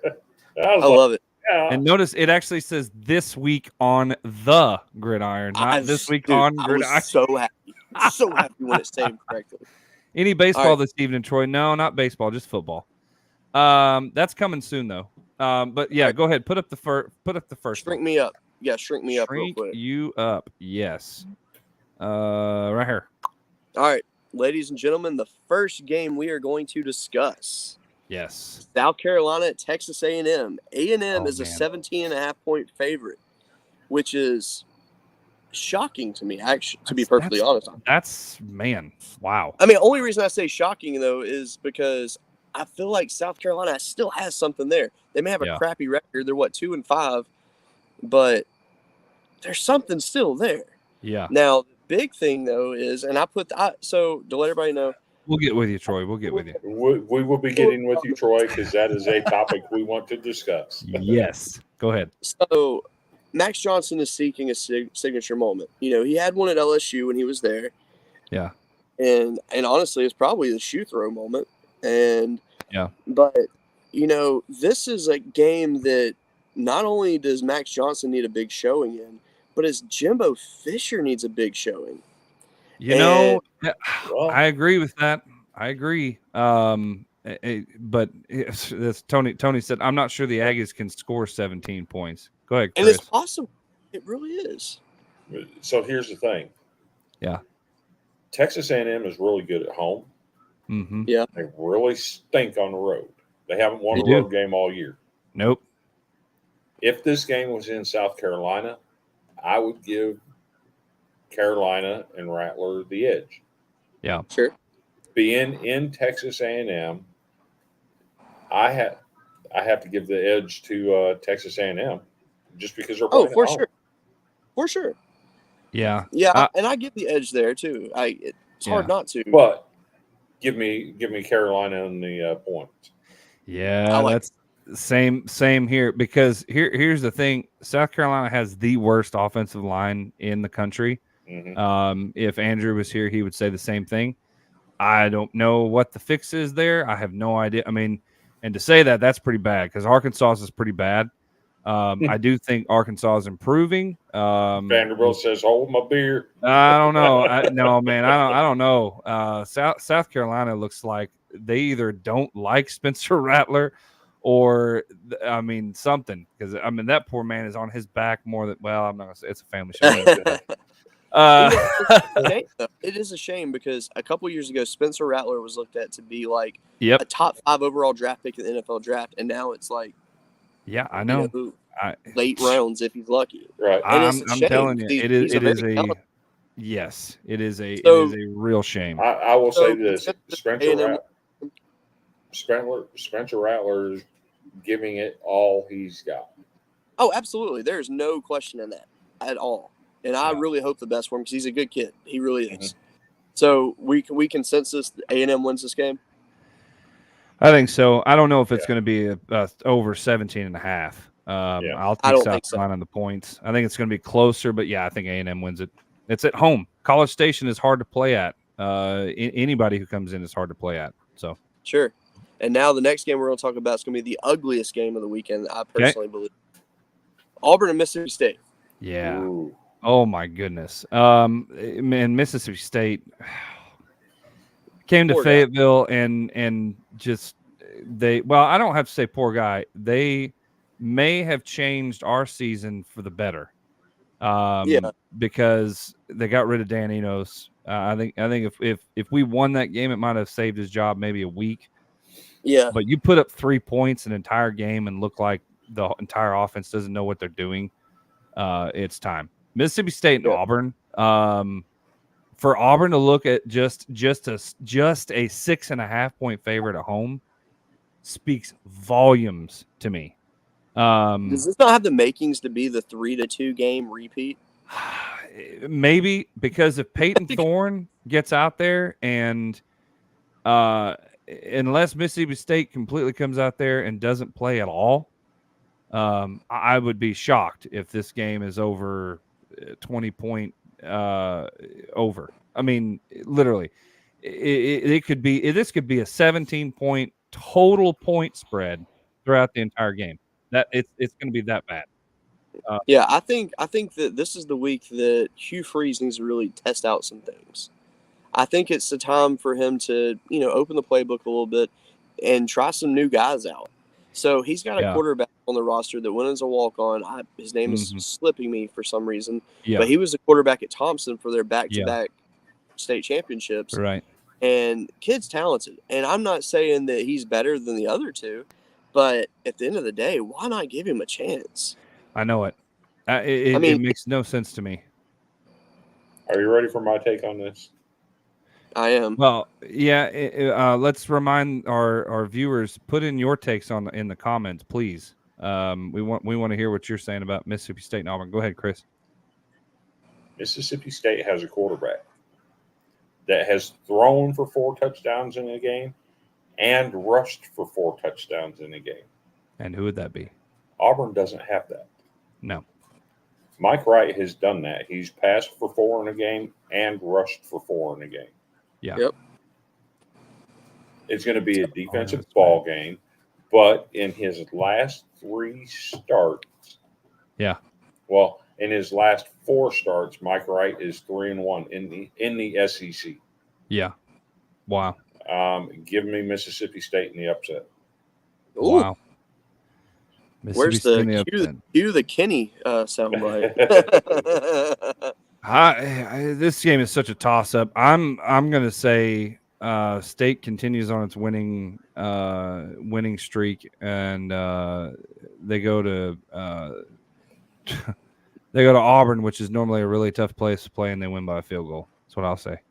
Okay, I'm going Auburn in this one. I think I just have faith in them. I think the defense carries them in this one, and why not? Yeah. Okay. All right. So now we'll get back to some games that we can be serious about. Vanderbilt, Ole Miss. I actually think that Vanderbilt will do better in this game because, honestly, Vanderbilt has not been terrible. I'm just being honest. They have not been. They've lost, 5 in a row or whatever, but they have not been absolutely terrible in those games. They have kept it close. That Georgia game, they played their hearts out in that game. Yep. But they came up short in all these games. That being said, 24.5 for Ole Miss. Don't get me wrong. Ole Miss got a great offense. They do. And Vanderbilt's defense that's a lot of points. But TJ says Ole Miss covers. And they very well may. But I just have a feeling that the first half of that game is going to make people say, what the heck am I watching right now? I think Vanderbilt's going to play hard. It's possible because Ole Miss has struggled in the defense for so long. And there may be some crazy acrobatic catches or what have you, but I think I might be with TJ. It may be close for a quarter, and then it'll be a 35-point spread by the end of it, just because Ole Miss is just playing on all cylinders. If they didn't have that loss to Alabama, where would they be right now? I wish we could go time so I could see LSU play. So, yeah, right. So one thing people aren't taking into consideration is Vanderbilt can score some points. Yeah. Yes, absolutely. And Ole Miss ain't got much of a defense. If Ole Miss is to cover, you're looking at a 49-25 ball game. Mm-hmm. Yeah, true. I mean, that's not so much out of the realm. Vandy in the upset, Troy says. Oh, my goodness. But I like what Tony Thomas says. Run the jet sweeps with McGowan. Vandy to the cover. Dude has wheels for days. Yep. Now, also consider A.J. Swan, who has a bazillion interceptions on the season because he's not taking care of the football. Right. Has officially been benched. Ken Seals is starting. Right. He takes better care of the ball. Mm-hmm. He doesn't have the tools that Swan has, but he takes care of the ball. Yeah. And I think he's a little bit more athletic in the run game. Right. Mm-hmm. So I think Vanderbilt covers. Remember, Vanderbilt did lead this game at halftime last year. It would not surprise me if it's a 14-point ball game at the end. Yeah. TJ, you can paint a box of however you want to paint it. It's still a box. But I guess what we're saying is, and here's another thing that I just found out today. Even though Vanderbilt can't even run for 100 yards a game, mm-hmm. Do you know who the number 1 graded offensive lineman in the run game is in the SEC? Mm-mm. I'm assuming it's someone at Vanderbilt. I'm assuming it is too. Everybody get your shot glasses out. Glasses out. Yeah, it's Bradley Ashmore. Okay. Yeah. I was stunned. If you're the number 1 graded offensive run blocker in the offensive line, yeah, how are you not running for 100 yards a game? Because it's Vanderbilt. So, thank you. You're welcome. All right, next game. All right, next game. We're gonna go. So we got 3 more left. Okay. And we're gonna go to is the Fighting Tim Baileys versus Kansas. The Fighting Tim Baileys. Oh man. And Oklahoma only being an 8.5-point favorite to a backup quarterback But here's the thing, though. Is he actually starting in that game, or is Jalen Daniels going to play? They've kept it so under wraps. They have, but Vegas doesn't know either. And for them to only open up as an 8.5-point favorite, assuming that Jalen Daniels is not going to play just because he didn't play last time, right? Only an 8.5-point favorite seems to me like they're not very high on Oklahoma. Well, here's the thing, and I think this is where Vegas is coming from on this. So Kansas and Oklahoma, common opponent, UCF. Yeah. Okay? Right. UCF goes to Norman. They look good. Almost pull it out. Probably should have. Yeah. And yet Kansas blew them out. I mean, straight blew them out. Yeah. And that's a big thing. Plus, Kansas sold out the game, which is their first sellout in a long time. Yep. It's going to be a hostile environment there. Why not? Why not let Kansas have this one? This is one I could see it happening. And I think Jason Bean can be the guy. I think he can do it. He's to be honest, he could start at most Power 5 schools. He's that solid of a quarterback. Yeah. So one of the things I've heard throughout the season is if you put a blanket over Jason Bean and Jalen Daniels, you can't tell them apart because their offensive numbers are so similar. Yeah, it's true. Now, Kansas can score points a dime a dozen.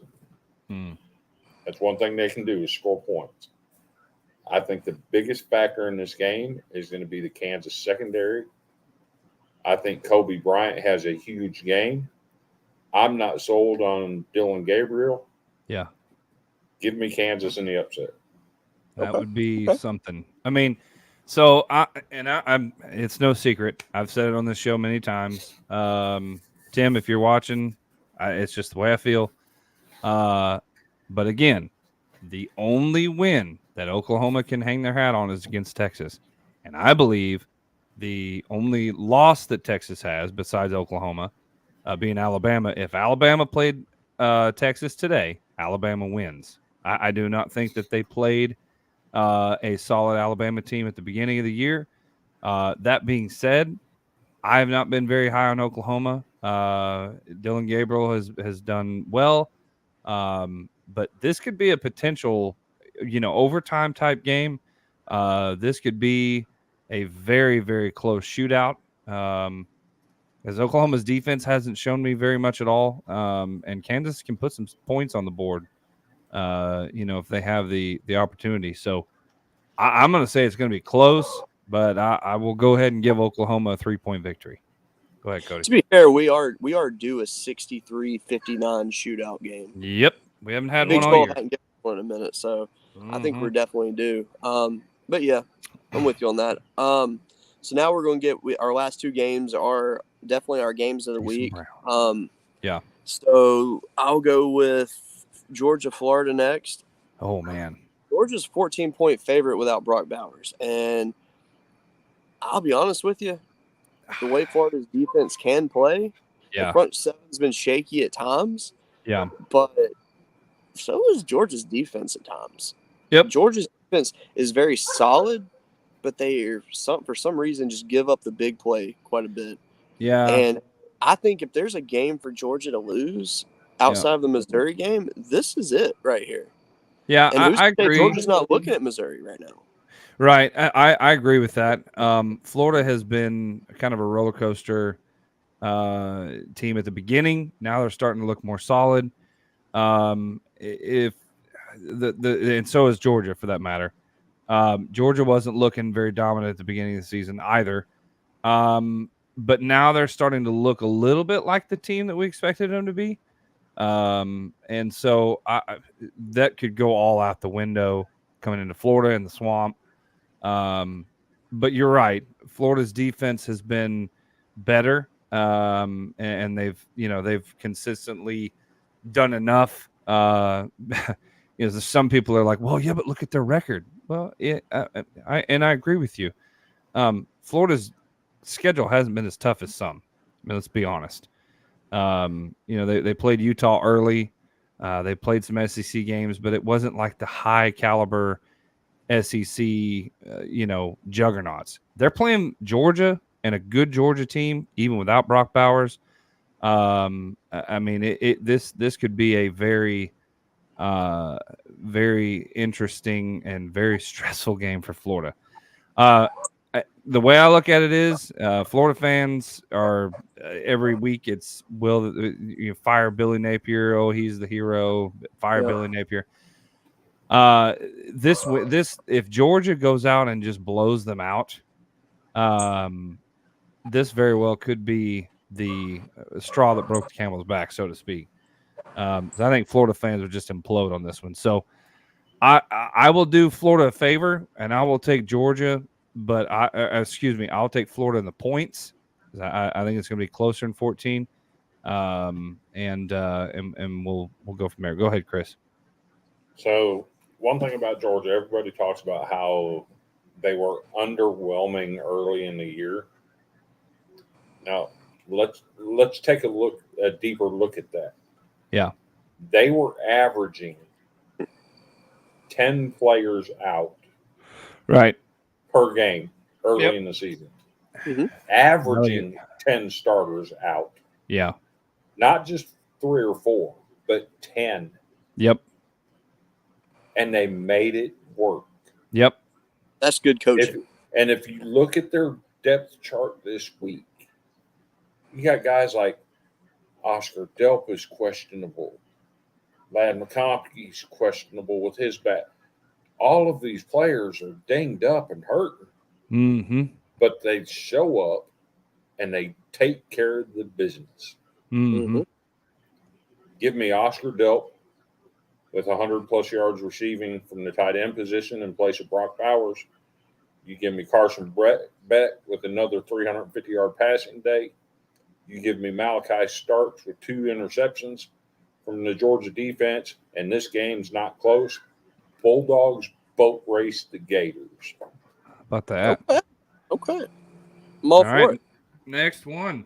All right. The game of the week. My personal favorite game of the week. Uh-oh. Oregon and Utah. Man, that's going to be one heck of a game. So excited for this game. Yes. I am too. Utah. I mean, Utah looked – that game against USC was just fun. It really was. Mm-hmm. I mean, neither team played – I wouldn't give either team an A as a rating on how they played, but I respect how they played. Mm. You know, USC, they were getting beat down. They came back, weirdly came back at that. And then at the end of the game, Bear Alexander gets the targeting call and Utah goes down, boots the win, and it happens. Yeah. Oregon, on the other hand, should have beat Washington. And we'll see if Dan Lanning has learned from his mistakes of not kicking the field goals and taking the points. Yeah. But, this will be the best defense that Oregon's faced all year. Troy, I'd love your take on this. If you feel we're underqualified, buddy, go right ahead. So I like Bucky Irving at Oregon. I think he's a great running back. Obviously, I know Bo Nix very well. He's from Pinson, Alabama, and he was the rival to Clay Chalkful, and that's where I went. So, there's that tie. But, just the way that Utah plays on defense, I don't know if he's going to be able to get his game going.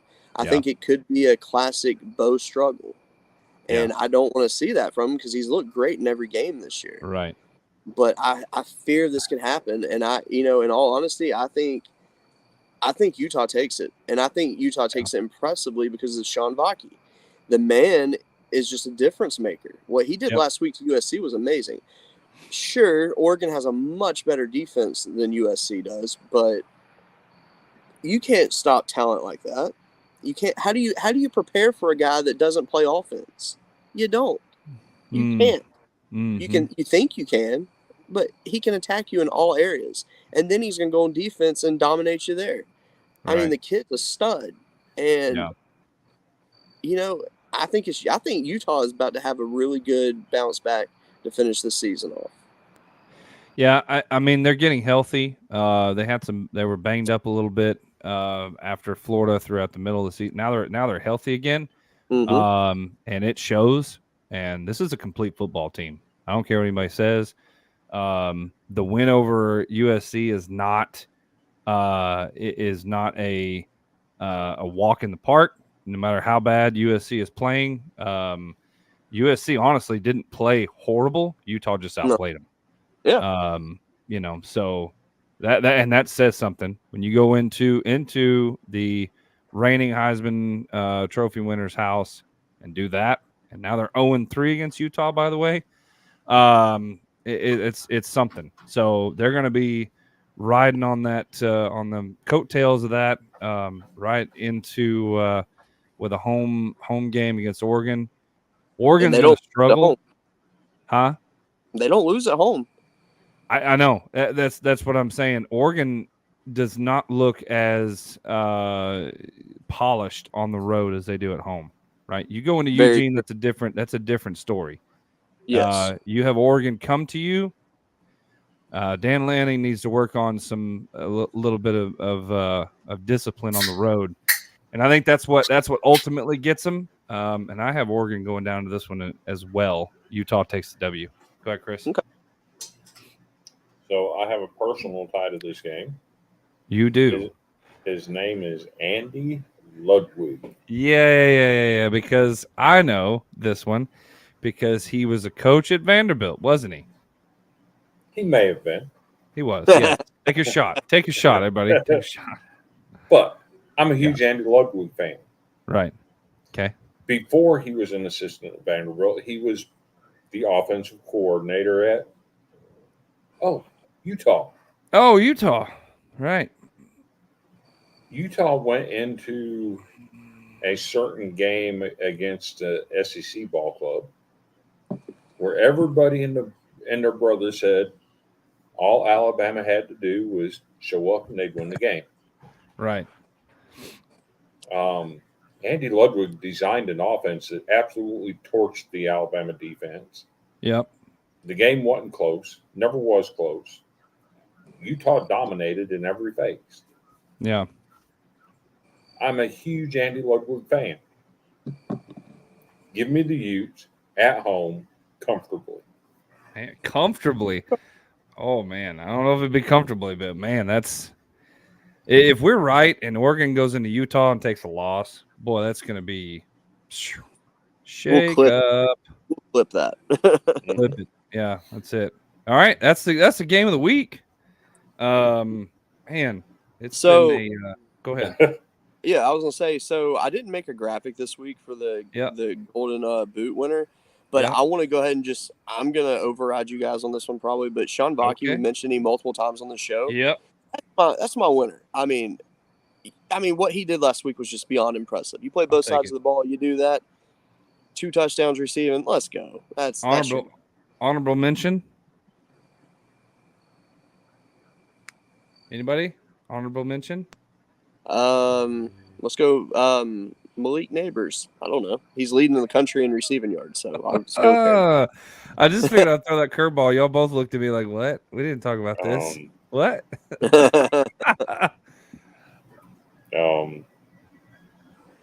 Don't have a clue, do you? It was that kind of week. Okay, let's go to the comments. Okay. This week, all right. We gave the golden boot to Vaki, right? Who do you think in the comments should deserve the golden boot award this week? Put it in the comments. Let's go to the comments and see what people say. Because it was that kind of week.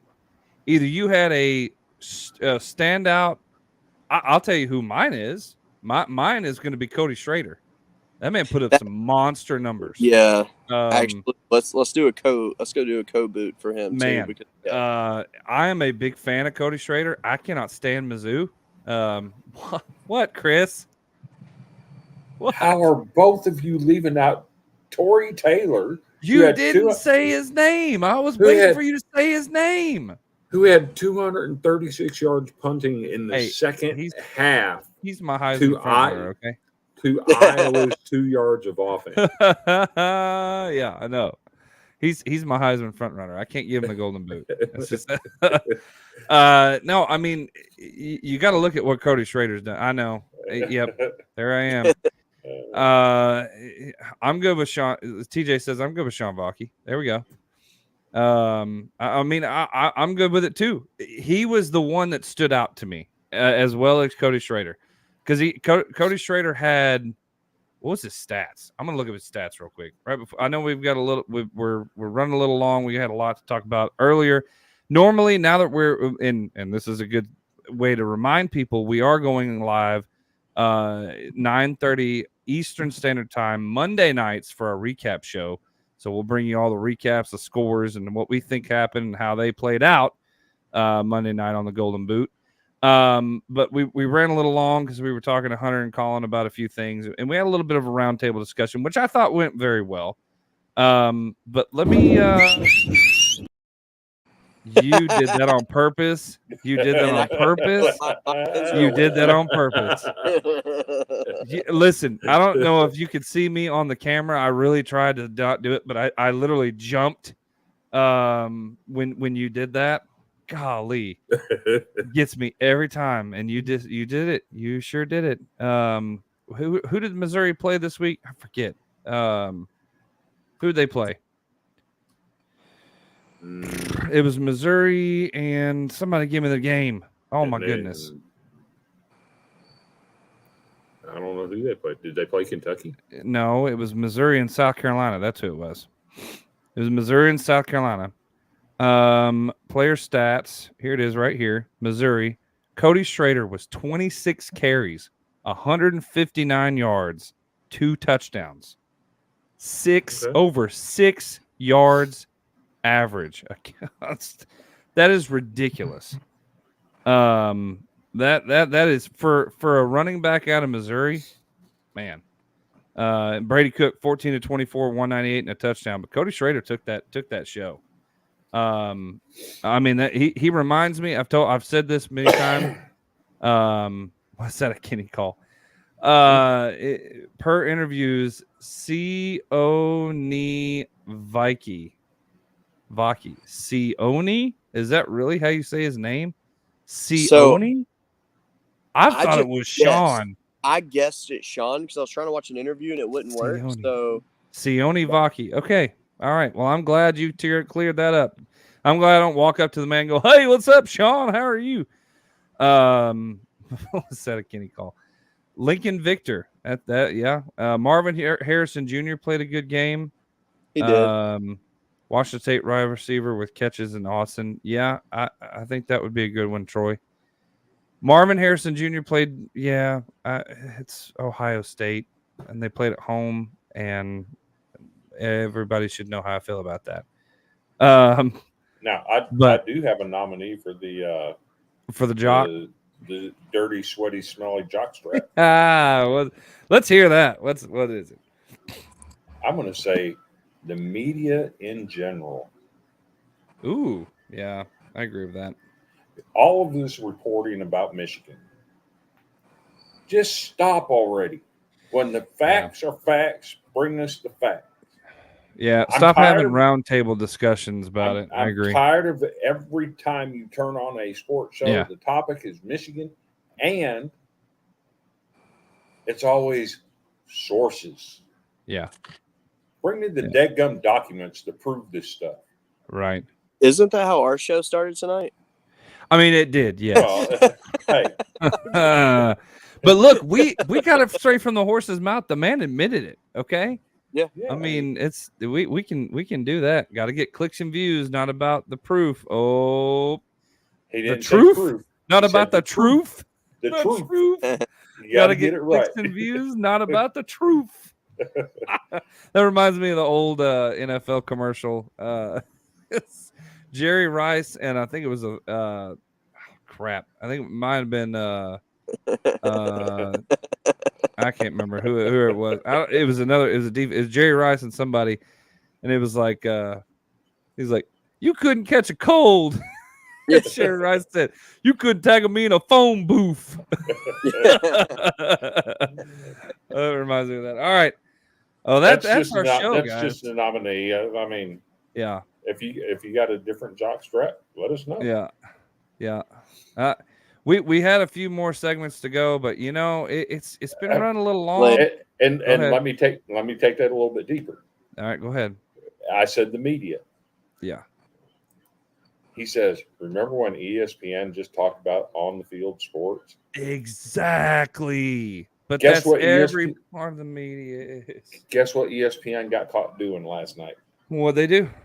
They used deep fake and altered a video of Damian Lillard to wear a black Milwaukee Bucks uniform, claiming that he made a statement last night. The statement was actually from the 2020 playoffs when they were in the bubble, and Milwaukee didn't wear black uniforms last night.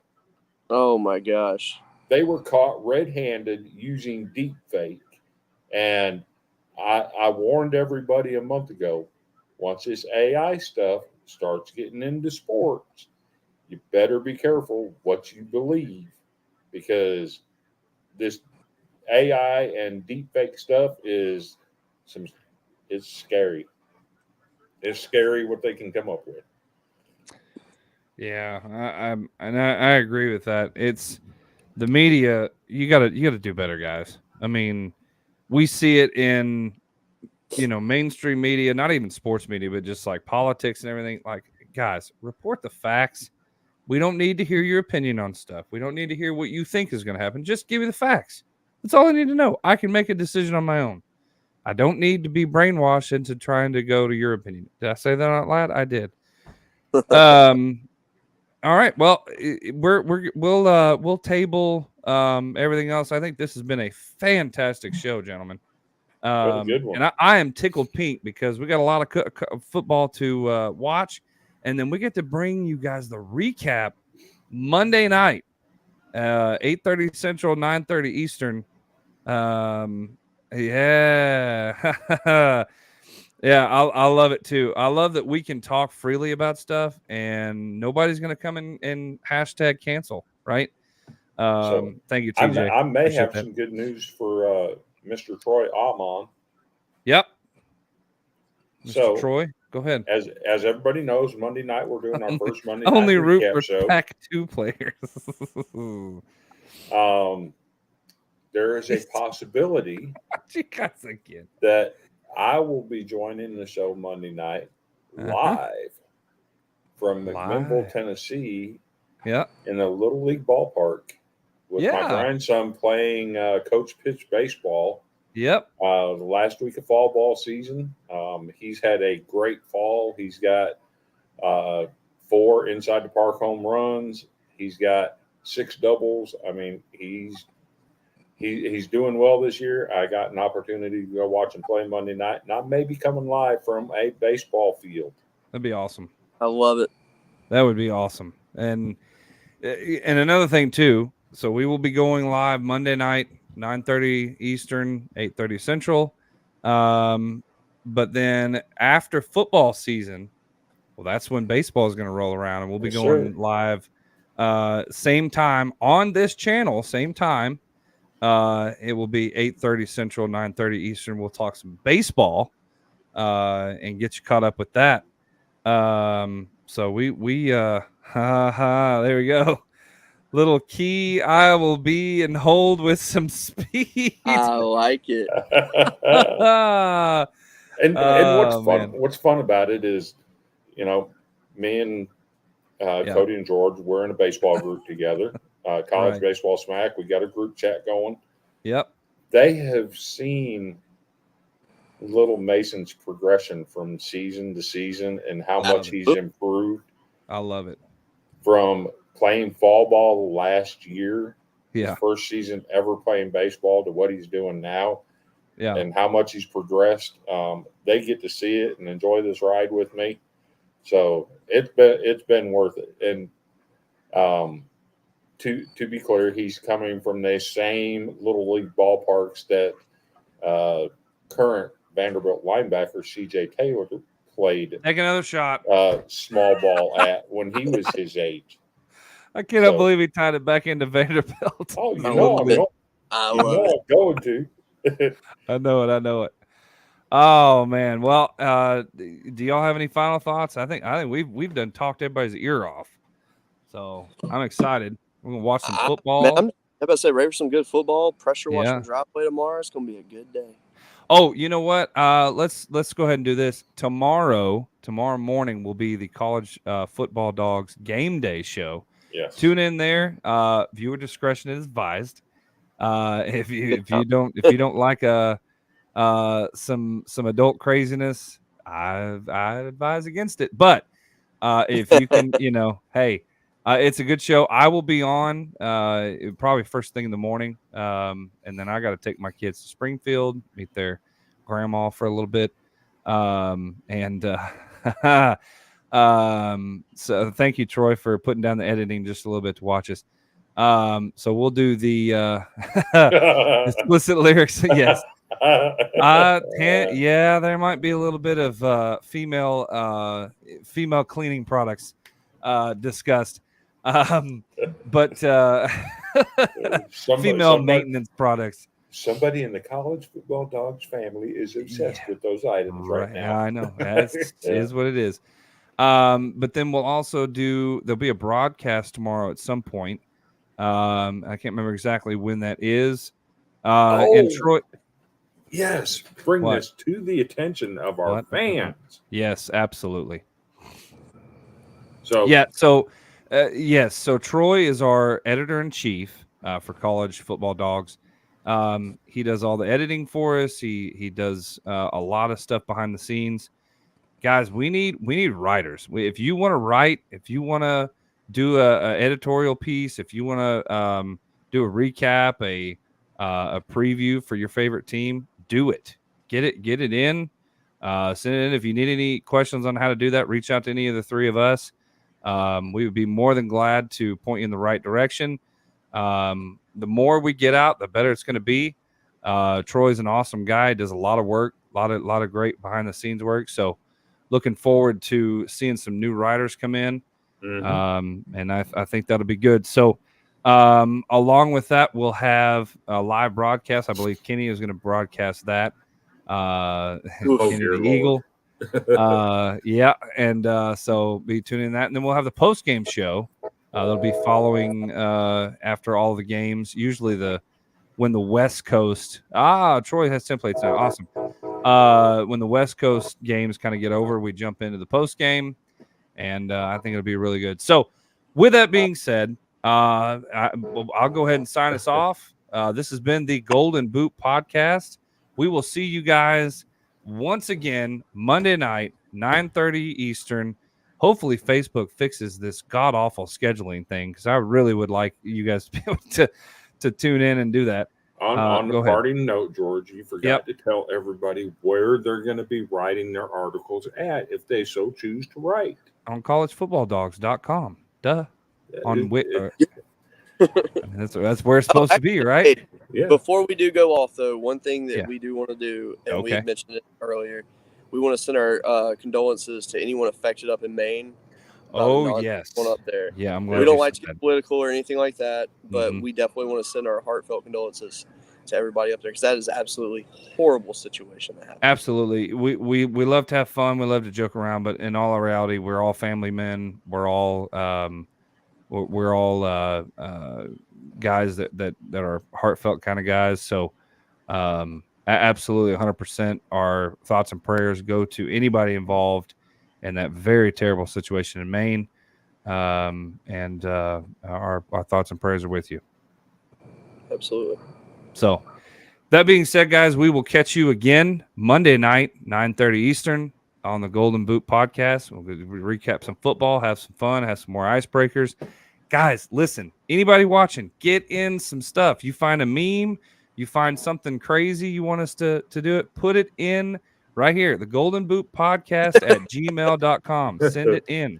We want to see it. Yes. All right. This has been the Golden Boot Podcast. We are signing off. You guys have a great rest of your night. And we'll catch you Monday.